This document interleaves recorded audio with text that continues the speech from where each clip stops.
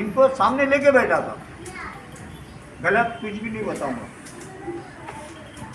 और 101% हम एकजुट में मिल के रहना चाहिए। अभी किसी को ऐसे लगता होगा नहीं भाई हमारा नंबर उसमें आ गया है, मगर वो कैसे है कि आपको सीधा यहाँ से नहीं निकाल रहे, वाया वाया, हाँ जाओ बसो वहाँ पे, वो बसने के बाद में यहाँ पे लेवल हो गया, कंपाउंड वगैरह हो गया, फिर वहाँ से उठाएंगे, फिर अनेक बहाने जैसे मैंने बताया, उसके अंदर किला नहीं मारना, हाँ गैस नहीं जलाना, अमुक नहीं करना, भाड़ा देना। मैं ये पूछना चाहता हूँ, मान लो कि बाबू भाई के कपड़े मैंने भाड़े से ले लिए, एक 2-4 महीने के लिए पहनने के लिए, बाबू भाई को मैं भाड़ा दे रहा हूँ, मगर बाबू भाई का कहना क्या है, हमारा शर्ट का बटन टूटेगा तुमको भर के देना पड़ेगा, हमारे पैंट का सिलाई अगर खुल गया वो भर के देना पड़ेगा। मतलब बाबू भाई की कीमत है 2 रुपये कपड़े की, और बाबू भाई को देना पड़ेगा 5 रुपये। तो वैसा ही किस्सा हुआ ना, बराबर है कि जब हम फैमिली के साथ में घर में रहते हैं, अरे छोटे छोटे नादान बच्चे हैं, ड्रेस वगैरह करते रहते, हर एक चीज़ हम यूज करते हैं तो लीक होते रहते, जैसे कल हो गया, ये हो गया, बराबर है, चोकोब हो गया है, तो उसका पैसा क्या तुम तुम्हारी मनमानी से लगाएंगे? पहली बात, लगाने का कोई मतलब ही नहीं आता है। पुनर्वसन का मतलब क्या होता है? हाँ, उसके अंदर अगर वो लिखा है कि भाई आपको अभी पालिका के पास घरें उपलब्ध नहीं है, तो आप लोगों को हंगामी हम वहाँ पे शिफ्ट कर रहे हैं, उसका कोई मोह बदला हम लोग नहीं है, मगर जब पालिका का हक का मकान बनेंगे वो टाइम पे आपको वहाँ से उठा के वहाँ पे शिफ्ट करेंगे। ऐसा अगर कुछ लिखित पत्र रहता है तो हम नहीं भी बोलेंगे तो भी आप नहीं, बराबर है, मगर वो सब उन्होंने वो मुद्दे डाले ही नहीं है। ऐसे मुद्दे डाले हैं कि भाई इनको ग्राउंड के भाग ऐसे नहीं ऐसे थे। तो कल मैं पूरे मुद्दे उठाया, 3 बार मैं बोला पत्र पढ़ो, तुम्हारा ही पत्र था, मैं बोला ये सही है गलत है बाबू भाई, बोला कौन से काजे में बैठता है ये। फिर बाद में बोले हम प्रधान समिति को उसको ये कर लेते हैं, मतलब वर्ग कर लेते हैं। मैं बोला जो रहेगा वो पूरा मेरे को लिखित चाहिए, मेरे को कि भाई पुनर्वसन के लिए आप क्या कर रहे हैं, कैसे कर रहे हैं, और जिसमें दिया है मैंने, मतलब बाबू भाई ने मुझे बताया कि बाल कुंभ वगैरह ये आजू बाजू के 4 मुद्दे दिए, बराबर है, ठाकुरबाड़ी वगैरह, तो मैं बोला वहाँ पे, और अगर इनके पास वहाँ पे मकान देने के लिए अगर जगह नहीं है तो भाई हमको पालिका सिर्फ भूखंड देती है, हम खुद बात लास्ट का पड़े। तो उससे क्या होता है, जो सरकारी नजराना रहता है वो भर देने का, अपने को 100 बिल्डर इसमें से दौड़ के आएंगे थाना में से, सही है गलत है, भूखंड ले लिए भाई, आधा तू बांध के कमा के खा ले, आधा हमारा मकान कहलाता, 50-50 जिसको बोलते जो व्यवहार चलता है, आया समझ में। और अपने मन चाहे उस हिसाब से अपन वो बना सकते हैं, मगर वो लास्ट की है, मतलब वहाँ तक तो नौबत में आने ही नहीं दूंगा, मगर 101% एक आदमी को मैं बेगर नहीं, आया समझ। अभी आप ये बताइए कि भाई आपको टाइम का मकान चाहिए तो कम से कम आप खुद होके क्या खर्चा कर सकते, और मैं एक साथ तो नहीं कह रहा हूँ, जैसा ऐसा काम होते रहेगा। मैं ये पूछना चाहता हूँ कि आप कितना खर्चा दे सकते स्टार्ट टू एंड, क्यों कि कोई भी रहे, बाबू भाई रहे, हम रहे, वो बच्ची रहे, कोई भी रहे, तो भाई जब घर छोड़ते हैं तो वहाँ से पेट्रोलिंग लगता है, बराबर है।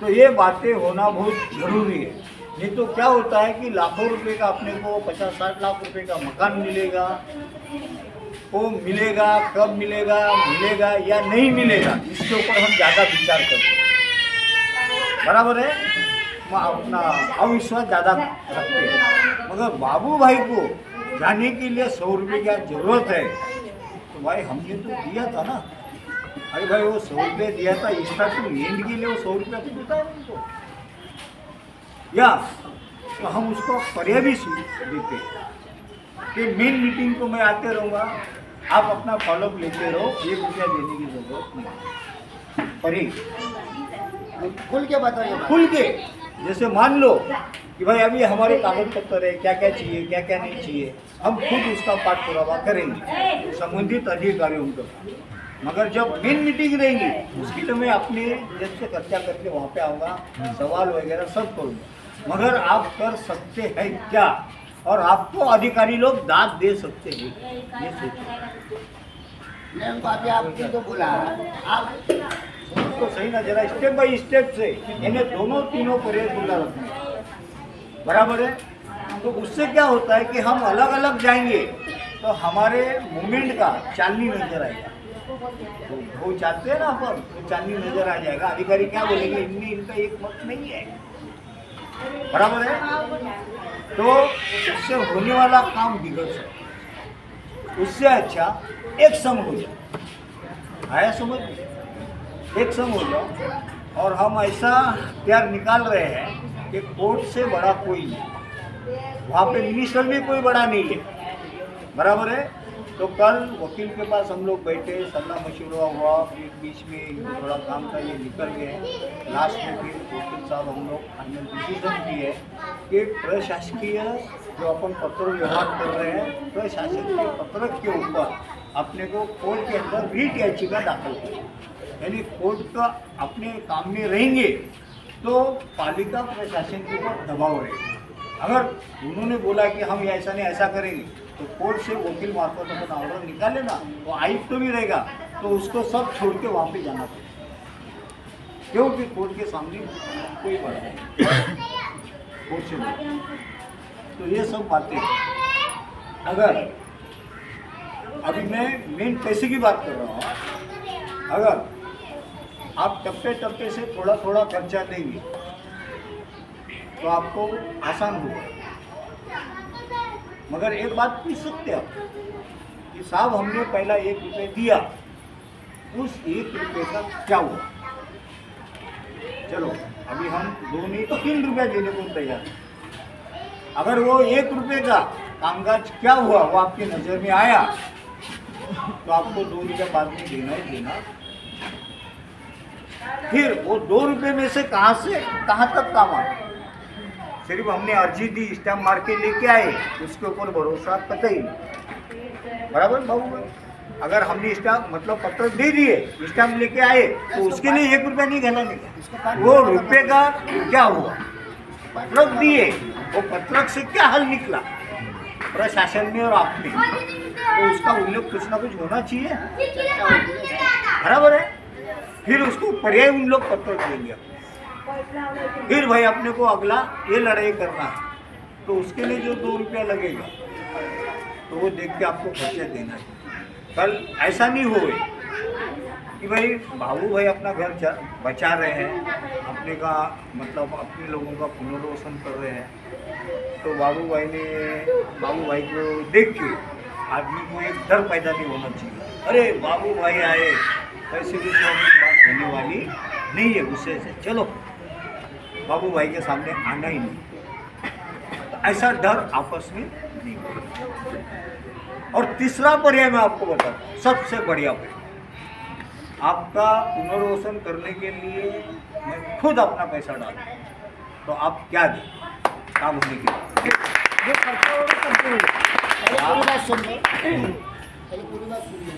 है समझ, तो उसका अपना करारनामा हो, 1551 रुपया एक ही बार फी लीजिए, बाद में 1 रुपये दिया नहीं है, आपका हमारा वकील का बाकायदा स्टैम्प पेपर पे एग्रीमेंट बने। इसको बोलते हैं power of attorney. Power of attorney कि भाई सरकार से लड़ने के लिए हमारे साथ में एक साथ लोग हैं, उनको एग्रीमेंट बना के दे रहे कि हमारा जो भी कुछ है तुम लड़ने वाले आया समझ में। फिर उसके बाद में आंदोलन करना है, कोर्ट में जाना है, पालिका को हिलाने का है, सिर्फ वो टाइम पे आपको क्या क्या करना पड़ेगा? पावर ऑफ अटर्नी होने के बाद में अगर ज़रूरत पड़ी तो खुद के पैसे से वहाँ तक आपको आना है, मगर 1 रुपया देना नहीं चले, आया समझ में। और फिर काम होने के बाद में कि भाई साहब हमको आपने मकान दिलवा के मतलब मकान दिलवाए है, पूरे समझो बात में सब। हाँ आया समझ में। और भैया इतना ये काम हुआ है, मगर उसके अंदर मैं अभी से बता के रख रहा हूँ वो कमेटी के अंदर मैं 3 लोग आपके यहाँ से लेने वाला हूँ। कितने लोग? 3 लोग, मतलब एक अध्यक्ष, एक सेक्रेटरी, एक संगठन।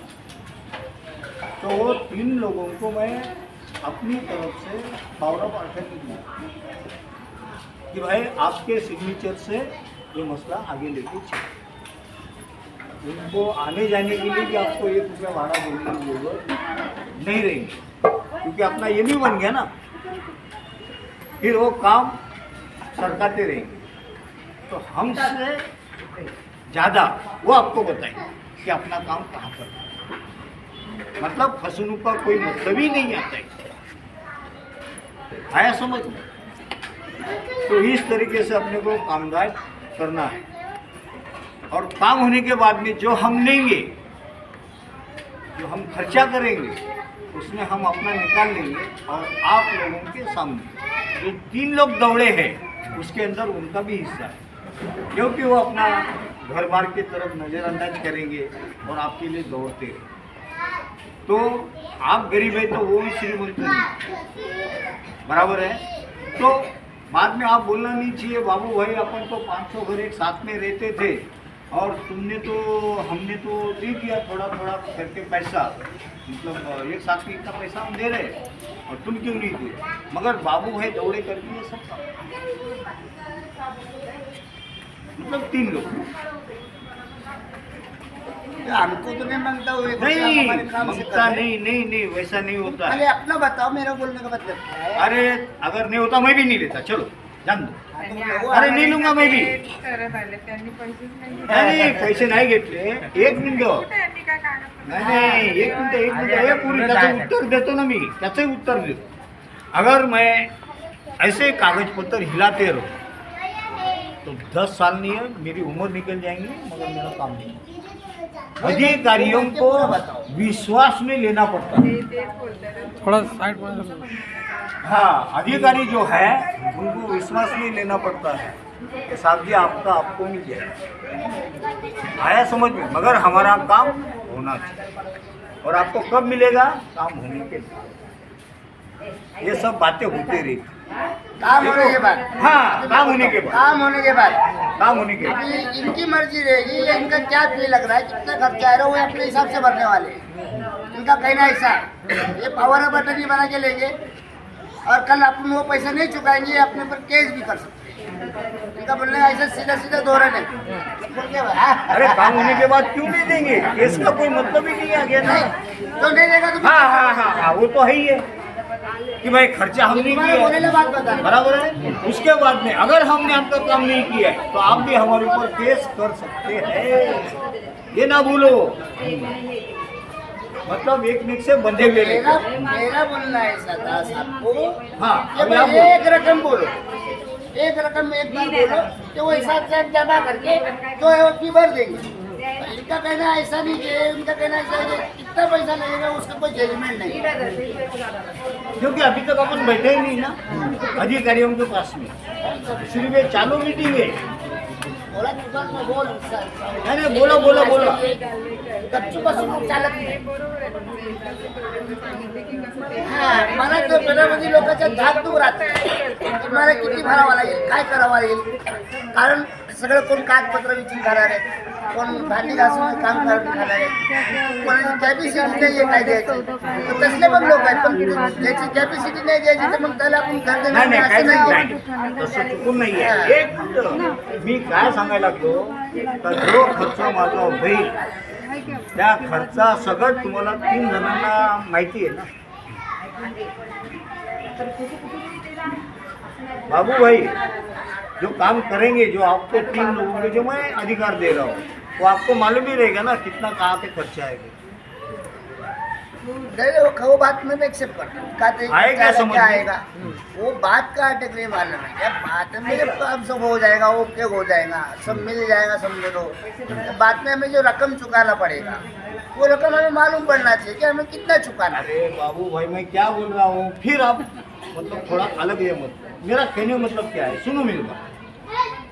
3 लोगों के लिए कितना खर्चा हुआ क्या नहीं है, वो आपको खुद को मालूम रहेगा, क्योंकि वो पैसा मैं दूँगा। आपको ही मालूम होगा कितना खर्चा हुआ है। रहा अधिकारी उनका लेन देन कोई घूसखोरी करने वाला, वो आप ही के द्वारे जाएगा। मैं ये नहीं बोलूँगा कि भाई वो पैसा हमने दिया, तो हमसे ज़्यादा हिसाब आपके पास रहेगा। आप तो झोपड़पट्टी वालों को जीतने के लिए मेरे भाई मेरा परिवार है, बराबर की मेरा परिवार है, तो इसलिए मैं धक्का नहीं कर रहा हूँ। नहीं, आपका परिवार है तो अभी मैं जुड़ रहा तो मेरा भी तो परिवार हो गया ना।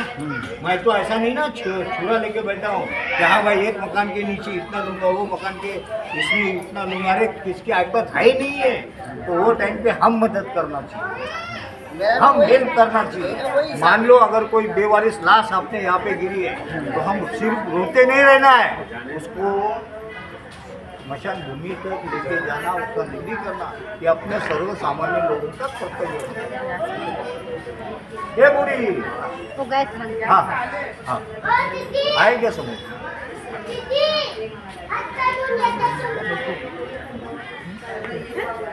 ऐसा नहीं करेगा।